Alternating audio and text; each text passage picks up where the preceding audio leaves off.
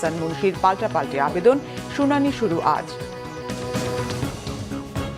দেখছিলেন crown cement সংবাদ শিরোনাম, এবারে বিস্তারিত।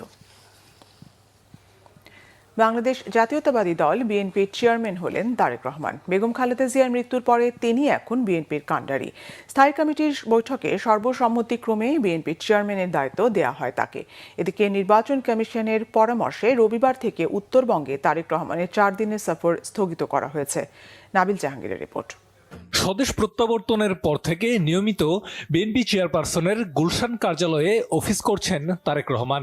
শুক্রবার বিকাল 4টার পর হেঁটে কার্যালয়ে প্রবেশ করেন তিনি।